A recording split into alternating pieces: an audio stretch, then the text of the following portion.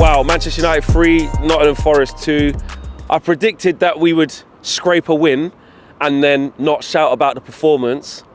So I was right on that, but I didn't expect it to be in that manner. I thought maybe like a 1-0 and maybe Forest should have scored, but they didn't. Almost like the Wolves situation, but a little bit better. I did not think I would be in a 105-minute thriller, 110-minute thriller, whatever it was, and be 2-0 down after 4 minutes. I mean, it was just insane. It's the third game of the season, and I feel like it's the 38th, honestly, in all comps. I really do. It's not good following Man United and doing this. Because there's a lot to get into, you got to break it down, you got to compartmentalise, because there's pros, there's cons, there's good, there's bad.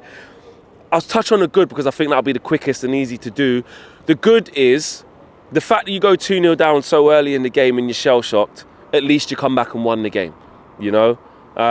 You got to put points on the board, and if we would have lost today, I don't care what type of performance is going on, the inquest can come afterwards, and that's what I'm going to do. But you got to get 3 points, and we did, especially when we're about to play Arsenal at the Emirates, you know, and we just lost the last game in the manner that we did against Spurs. It was so important to make sure we win today. Secondly, Bruno, I think he was fantastic. I saw some quotes from Erik ten Hag saying that he managed his emotions and he contributed well. And when you think about the overall impact of the game, he scores, he assists, and he gets the Forest player sent off, which, to be fair, on a different day might not have been a red card. It probably would have been a yellow with Bolly coming round, but denying a clear goal scoring opportunity, it swings him round about 6-1, half a dozen the other. But Bruno had a massive say in today's game, and he was at it, and he needed that time. That was a captain's performance from Bruno. It really, really was. Especially when people question that. You look at his leadership in a tough time. Sometimes it hasn't been there, or a little bit of petulance. He was pulling players away who maybe looked like they was going to get booked, and I think Ten Hag said in a quote, he managed his emotions well, and that's not normally something you might attribute at Bruno. So I think today he was fantastic, and you got to give him his praise. I mean, ironically, after Kevin De Bruyne was saying that he's a creation machine or a creative machine or whatever he said. Even Man United tweeted that out shamelessly. But those are the positives, and a third slight positive is the fact that I think there were large parts where they did try and follow the rules and the principles, keep Forest camped in, and circulate possession and make things happen. The negatives, I mean, wow, it's still very stressful watching Man United. There's no control over the games. They're like basketball matches.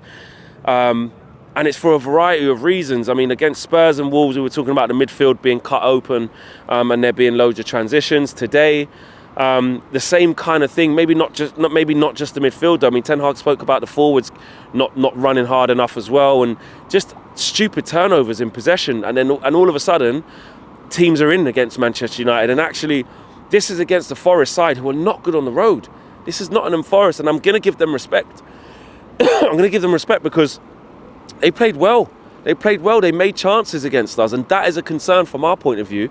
And you got to big them up. They were clapping their away fans because they put in a performance, and even down to 10 men, it was hearts in your mouth. Because why? Silly in-game decisions that we keep making, silly turnovers, silly decisions, and not being able to keep the ball and string 5 passes together. That is a concern.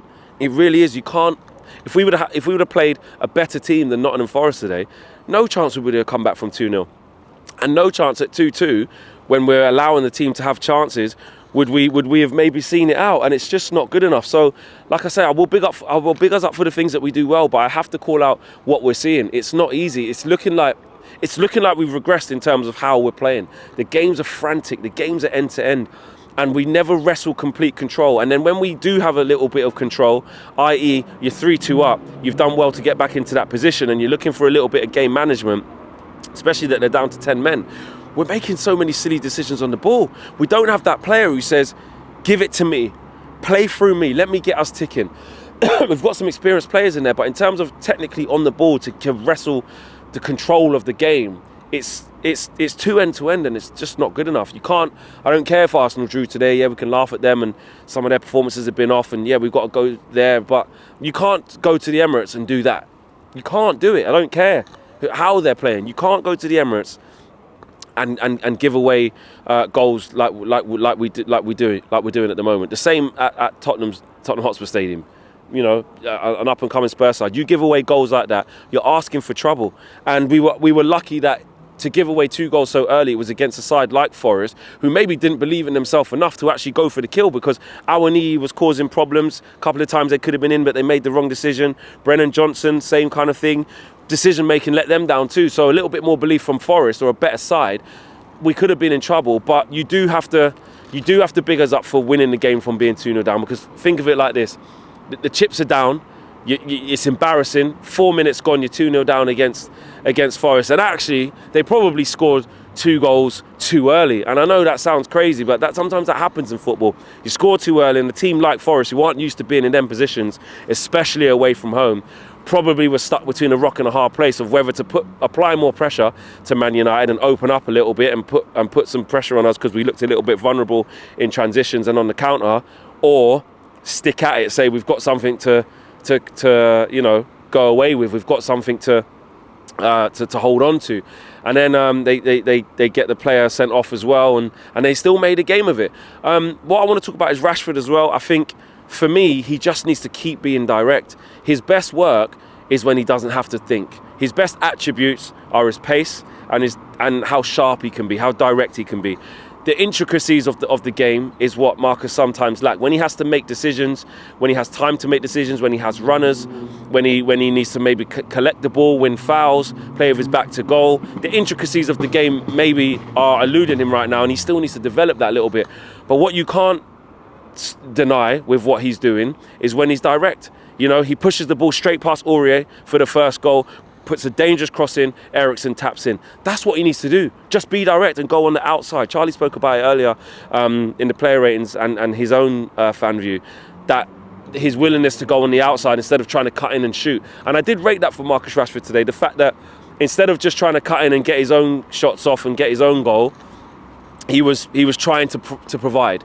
And that's what we're going to need. With Højlund coming into the side, with Rashford trying to develop as a winger, and he's supposed to be in getting into his prime years now, he needs to be a feeder. He needs to be a provider. And that's what he did. Look how he won the penalty as well. Pushed it past the defender. He hesitated a little bit and thought, actually, like this, let me just push it past him again.